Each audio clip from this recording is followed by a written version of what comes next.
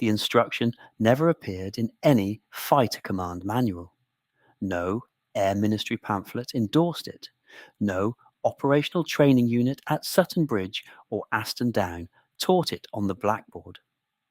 Yet by the second week of August 1940, the practice of deliberately striking an enemy aircraft with one's own had become, if not standard, then certainly understood across the Hurricane squadrons of 11 Group. The men who flew them called it simply having a go when the guns stopped working. The mathematics were unforgiving. A Hawker Hurricane Mark I carried 2,660 rounds of .303 ammunition, divided across 8 Browning machine guns in the wings. At the standard firing rate of roughly 20 rounds per second per gun, a pilot had approximately 14 seconds of total ammunition before the breeches went silent. In combat, those 14 seconds rarely came in one continuous burst. They came in 1 second and 2 second squirts against fleeting targets, and the pilot often had no reliable way to know he had fired his last round until the guns simply ceased. The gun button on the spade grip would depress and nothing would happen. Air Chief Marshal Sir Hugh Dowding, writing in his dispatch of the 20th of August 1941, covering the Battle of Britain, acknowledged that his pilots had shown a determination to press home attacks regardless of the means remaining to them. That was the Commander-in-Chief's carefully chosen phrase for a practice he privately found alarming. Dowding's weekly meetings at Bentley Priory, preserved in Air Ministry files at the National Archives under AIR 16/635, record his repeated instructions to group commanders that ramming was not to be encouraged as doctrine, though the individual decision of the pilot in extremis cannot be criticized. The Hurricane, in the context of this decision, offered certain grim advantages its pilots had come to recognize. The aircraft's rear fuselage, from the cockpit aft to the tail, was built on the traditional Hawker method of steel and duralumin tube covered in Irish linen doped to drumhead tautness. The wings from 1939 were metal-skinned, but the fuselage was not. A Hurricane that struck a Heinkel or Dornier with its wingtip, or clipped a tailplane with its own rudder, could in many recorded instances continue flying long enough to attempt a forced landing. The damage looked catastrophic on the ground. In the air, it was often survivable. By contrast, the bombers the Hurricanes were attacking, the Heinkel 111, the Dornier 17, and the Junkers 88, had their vulnerable surfaces concentrated in specific locations. The tail control surfaces, the rear fuselage join, and the cockpit glazing were all targets that a determined pilot with an unarmed aeroplane could strike to produce catastrophic structural failure. The Hurricane squadrons operating out of Tangmere, Hornchurch, Northolt, and Kenley understood this intuitively. Pilot Officer Kenneth Gundry of 257 Squadron wrote in his combat report of the 12th of October, held in AIR 50/105, that having expended his ammunition against a Dornier, he formed the intention of striking the enemy with my port wing, but he jettisoned his bombs and dived away before I could close the distance. The intention was stated plainly, without apology, in an official document submitted to Fighter Command. By autumn 40, this was a tactic that pilots wrote down on paper. The interception began at the listening station at Cheadle in Staffordshire, where the Royal Air Force Y Service maintained its principal facility for Luftwaffe wireless traffic throughout the summer of 1940. The site, officially designated No. 6 Signals Intelligence Wing, employed German-speaking WAFs and civilian linguists who sat in long wooden huts with headphones and shorthand pads, recording every transmission on the Luftwaffe frequencies used by Kampfgeschwader II. Kampfgeschwader 3, Kampfgeschwader 26, and Kampfgeschwader 53. The transcripts were teleprinted to Bletchley Park and to Air Intelligence at Industrial House on Kingsway for analysis within the hour. What the Cheadle operators heard during the August and September raids, and preserved in the files catalogued under HW5 and HW13 at the National Archives, forms one of the clearest contemporaneous records of how German bomber crews spoke about their British opponents in the moments of contact. The transmissions were in clear voice for much of the period, the crews using operational code words for positions and headings, but speaking openly about what they were witnessing. The Luftwaffe had not yet, in 1940, adopted the rigorous wireless discipline that would come later in the war. The phrase that recurred most frequently in the intercepts, as rendered in the Cheadle translation logs, was "Sie rammen uns," meaning they are ramming us. It appeared in transmissions from Heinkel 111 crews of the 53rd Kampfgeschwader on the 18th of August, in Dornier, 17 traffic over Kent on the 31st of August, and repeatedly in Junkers 88 chatter during the daylight raids against London in early September. The phrase was often preceded by an expletive and followed by instructions to tighten formation, which was itself the worst possible response to the tactic, as it brought the bombers closer to the fighters that might strike them. One particular intercept, timed at 14:37 hours on the 31st of August 1940 and attributed to a Heinkel crew of the 2nd Gruppe, Kampfgeschwader 53, recorded the observer shouting to his pilot that "Der Tommy fliegt direkt in uns hinein," meaning the Tommy is flying directly into us. The transmission broke off. The aircraft did not return to its base at Lille Nord. It was later confirmed as the bomber struck by Sergeant Raymond Holmes over central London some 2 weeks later, though the identification was circumstantial. The Cheadle operators flagged the intercept to Air Intelligence with a marginal note reading "Significant Psychological Indicator." The broader pattern of German wireless traffic through September 40 suggested that the ramming tactic was producing a disproportionate effect on bomber crew morale. German pilots expected to be shot at. They expected cannon fire and machine gun rounds. They expected, as professional airmen, to trade damage against damage in a known tactical exchange. What they did not expect, and what their training had not prepared them for, was the prospect of a fighter pilot who had run out of ammunition continuing to attack. The Luftwaffe doctrine held that an unarmed fighter withdrew.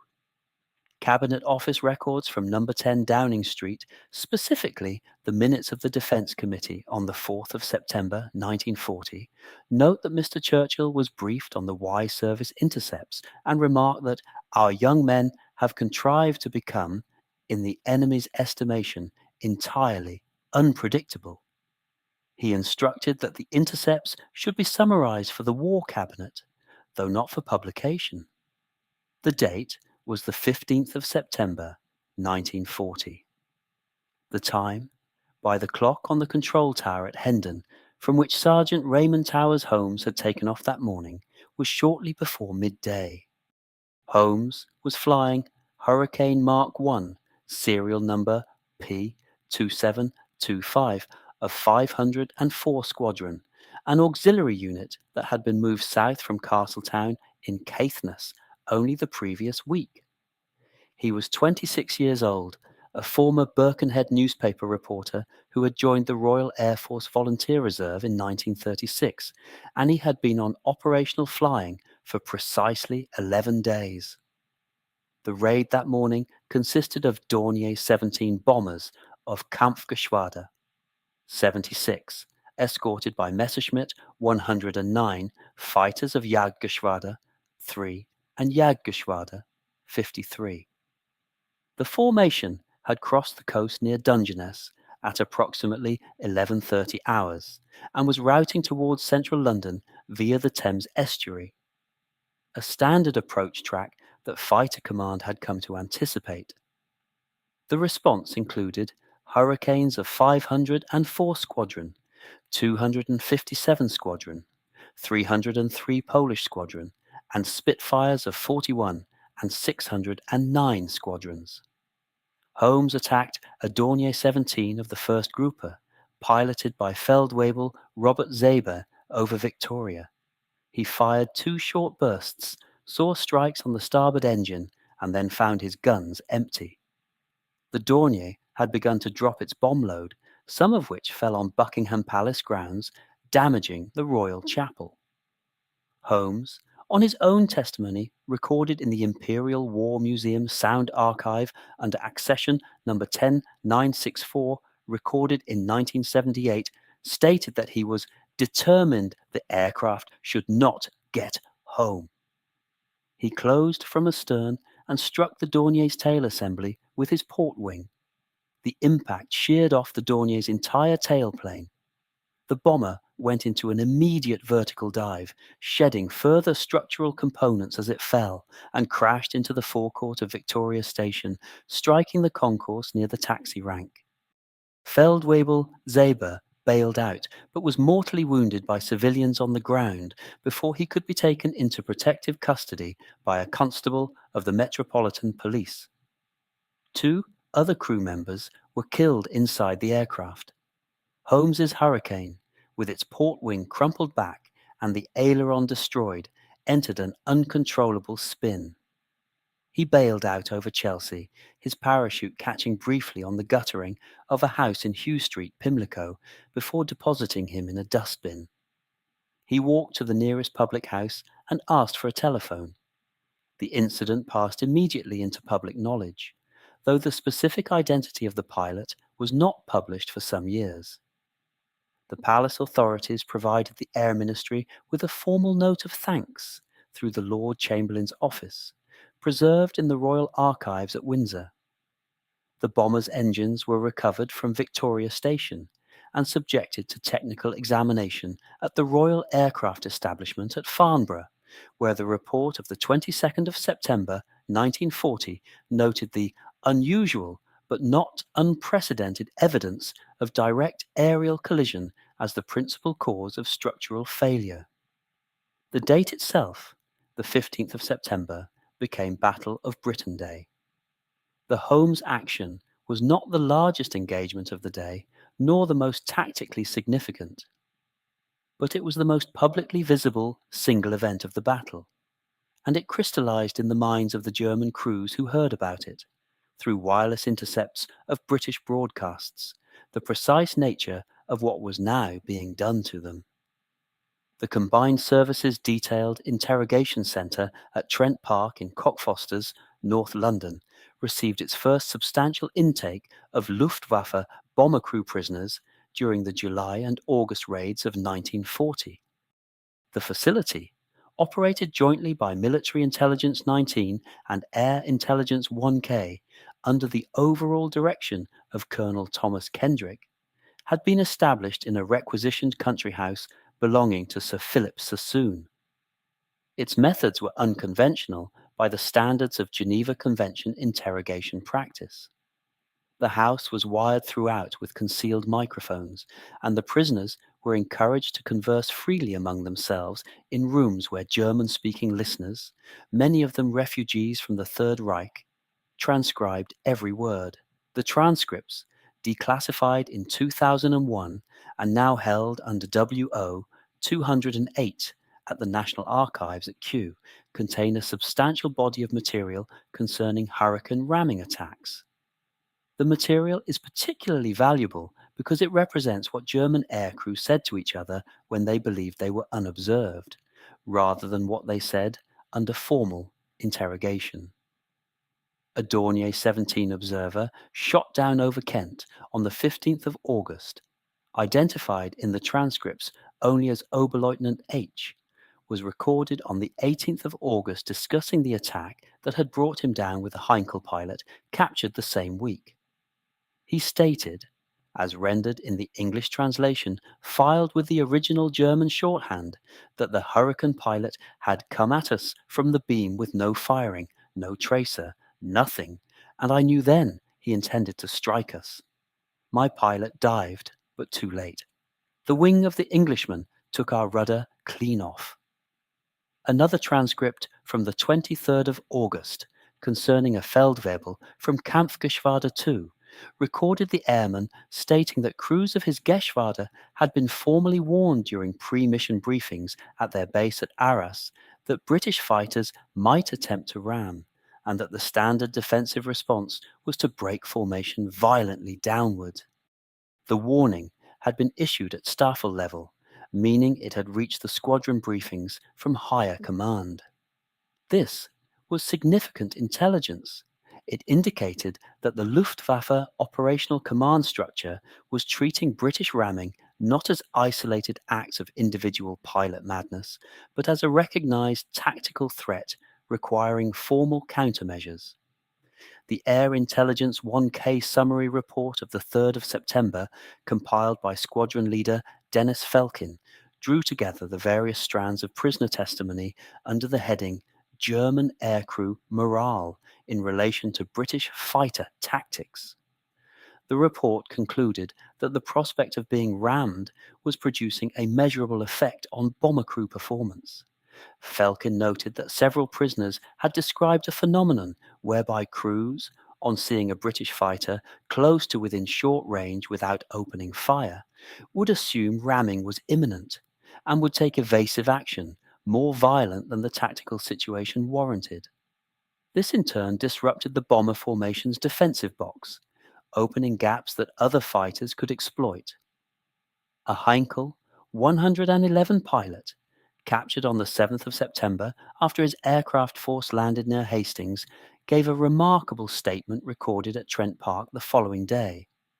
He said that in the briefing room at Villa Coublay, before his final mission, a Luftwaffe intelligence officer had shown the crews photographs of British fighters and had pointed specifically to the Hurricane, saying that this aircraft, and not the Spitfire, was the one the crews should fear most, because the Spitfire pilots fight like sportsmen, but the Hurricane pilots fight like butchers.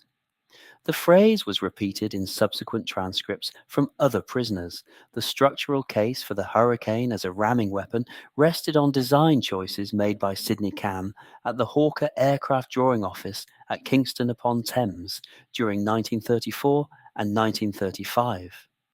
Camm had come to the Hurricane project from a lineage of biplane fighters, the Fury and the Hart, and he had carried across into his monoplane the fundamental Hawker method of airframe construction. The fuselage was a braced Warren girder of high tensile steel tubing and duralumin, bolted at the joints rather than welded, with wooden formers and stringers providing the external shape. Over this framework was stretched Irish linen fabric, doped with cellulose nitrate to achieve the drum-tight finish that gave Hawker aircraft their characteristic appearance. This was, by 1940, a deliberately old-fashioned method of construction. The Supermarine Spitfire, designed by Reginald Mitchell and his team at Woolston, used flush-riveted, stressed skin aluminium throughout.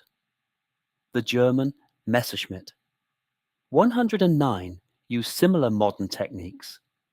Hawker's retention of the tube and fabric fuselage was pragmatic rather than conservative. It allowed production to be dispersed among smaller engineering firms that could not handle stressed skin work. And it permitted battle damage to be repaired at squadron level with fabric patches and dope, rather than requiring specialist panel beating equipment. The unintended consequence of this construction, in the specific context of deliberate aerial collision, was that the Hurricane could absorb impact damage that would have destroyed a stressed skin aircraft. When a stressed skin wing panel is deformed beyond its elastic limit, the load paths through the entire wing structure are compromised, and failure can propagate rapidly inboard. The Hurricane's fabric-covered rear fuselage had no such load paths to compromise. A broken longeron or a bent former was a local failure. The aircraft would often continue to fly with significant aft damage that would have folded a Spitfire in the air. The wing leading edges, which were the surfaces most commonly used in ramming attacks, were of stressed skin duralumin from the Mark I Series II onwards, having been converted from the earlier fabric wings during 1939 under Air Ministry Contract Specification F.36/34. The leading edge was a substantial structure with a D-shaped torsion box formed from the skin and the main spar. Striking an enemy aircraft with this leading edge, particularly on the outboard section beyond the gun bays, would frequently crumple the skin inwards but leave the spar intact. The aileron control runs, which passed through the wing aft of the spar, were often undamaged. The Royal Aircraft Establishment at Farnborough conducted a series of post-incident examinations on Hurricanes that had returned from ramming attacks during late 1940. The reports, filed under AVIA 6 at the National Archives, consistently noted that the pattern of damage was survivable to a degree that surprised the assessing engineers. One report, dated the 11th of November 1940, concerning Hurricane Mark I, serial number 57461 of 249 Squadron, recorded that the aircraft had struck a Heinkel and returned to its base at North Weald with 4 feet of its port wing sheared off, including the outboard gun bay and the navigation light. It had landed at approximately 120 miles per hour, some 30 knots above normal approach speed, to compensate for the loss of lift. The Hurricane pilots knew, at least by reputation within their squadrons, that the aircraft would take them home even after such damage. This knowledge, practical rather than theoretical, underlay the calculation each pilot made in those final seconds of a dry gun interception. The documented cases of hurricane ramming between the middle of August and the end of October 1940 number at least 6 in which the action was unambiguous, and the surviving evidence sufficient to reconstruct the event. There were certainly more attempts. Combat reports held under AIR 50 at the National Archives contain numerous references to pilots who intended to ram but were denied the opportunity by the enemy's evasive action, by the intervention of another British fighter, or by the Hurricane's own structural failure before contact could be made. Flight Lieutenant John Cecil Dundas of 609 Squadron, though flying a Spitfire rather than a Hurricane, had attempted a ramming interception on the 11th of August over Portland, and the tactic was discussed in his squadron's mess at Warmwell afterwards. Among Hurricane pilots, the first clearly recorded case was that of Flight Lieutenant Dennis Smallwood of 87 Squadron, who struck the tailplane of a Junkers 88 over Lyme Regis on the 15th of August, returning to Exeter with his propeller tips curled back and his radiator pierced. On the 26th of August, Sergeant Bruce Hancock of No. 1 Squadron, Royal Canadian Air Force, collided with a Heinkel 111 over Essex. His Hurricane, serial P 3878, went down with him aboard near Harold Wood. The bomber also fell. Hancock's aircraft had been observed by a ground controller at Hornchurch, squadron leader Ronald Adam, whose transcribed account entered the Air Ministry files and was later published in the official history. The actions of 303 Polish Fighter Squadron, based at Northolt under squadron leader Ronald Kellett, with the Polish commanders Witold Urbanowicz and Zdzisław Krasnodębski, require particular attention. The Polish pilots had arrived in Britain carrying a tactical philosophy shaped by the September 1939 campaign, in which they had faced overwhelming odds in obsolescent PZL-P-11 fighters. They brought with them an instinct for close-range attack that British instructors at 11 Group Pool at Aston Down had found difficult to temper.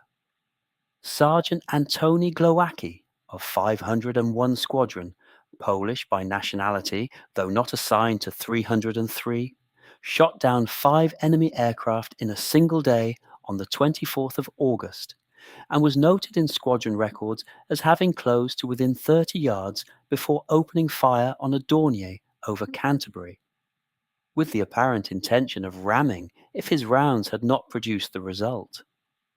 303 Squadron's own records, held at the Polish Institute and Sikorsky Museum in Prince's Gate, contain references to at least 2 occasions in September in which Polish pilots deliberately clipped enemy aircraft with wingtips after expending ammunition. Pilot Officer Percy Burton of 249 Squadron provided the most dramatic individual case.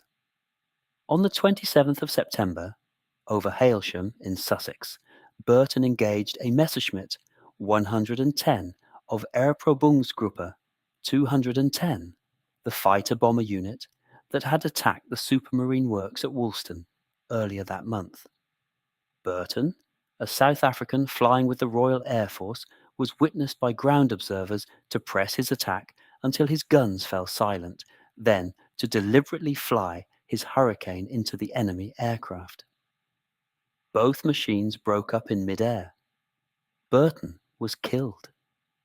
His action was the subject of a recommendation for a posthumous decoration, though the award was not made. These cases, taken together, indicate not a pattern of individual recklessness, but a tactical response that had become, by October, part of the understood repertoire of Hurricane pilots operating at the margin of their capability. The Luftwaffe command's response to the ramming phenomenon developed through stages during the autumn of 1940, moving from individual crew warnings at Staffel briefings to formal directives issued at the Luftflotte level. Reichsmarschall Hermann Göring, commanding the German air forces from his special train, Alcyon-based near Beauvais during the battle, convened a conference of his bomber and fighter commanders at Karinhall, his estate north of Berlin, on the 19th of August 1940. The minutes of this conference were captured at the end of the war and are held at the German Federal Archives in Freiburg under the BA-MARL designation, with translated extracts in the Air Historical Branch files at Northolt. Göring addressed the tactical situation over southern England at length and with considerable agitation. His principal concern was the failure of the single-engined fighter escort to protect the bombers adequately, but he returned repeatedly during the conference to what he described as the peculiar conduct of the English pilots and their willingness to press attacks to collision. He instructed that bomber formations should be tightened, that gunners should be issued with fresh ammunition specifications prioritizing incendiary rounds, and that crews should be informed of the psychological nature of the British tactic. The last instruction revealed the direction of Göring's thinking. He wished to frame ramming as evidence of British desperation, a last resort of pilots who knew they were losing, rather than as evidence of British resolve. This framing was pressed into the Luftwaffe propaganda apparatus with some urgency. The weekly newsreel Die Deutsche Wochenschau carried, in its edition of the 28th of August, a sequence on the air war over England, narrated to suggest that British fighters were being forced into suicidal tactics by the superior quality of German aircraft and aircrew. The Völkischer Beobachter, in its editions through late August and September, carried similar pieces attributing ramming to the exhaustion of Royal Air Force pilot training and the depletion of experienced cadres. The line was that fighter command had been reduced to expedients born of weakness. The evidence from the Y Service intercepts and the Trent Park transcripts suggested that German aircrew themselves did not entirely believe this framing. A Heinkel pilot, recorded at Cockfosters on the 16th of September, remarked to a fellow prisoner that the propaganda line about British desperation did not match what we saw in the air.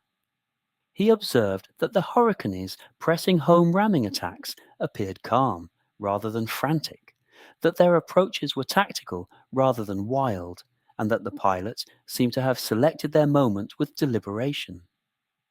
This was not the behaviour of desperate men. General Albert Kesselring, commanding Luftwaffe. 2. From his headquarters at the Hotel du Palais at Brussels, issued a directive on the 14th of September 41, some weeks after the daylight battle had effectively ended, addressing the lessons to be drawn from the English campaign. The directive, held in the Freiburg archives and quoted in extenso in Horst Boog's operational history, acknowledged that British fighter tactics had included the deliberate sacrifice of the aircraft as a weapon, and that German crews had not been psychologically prepared for this possibility.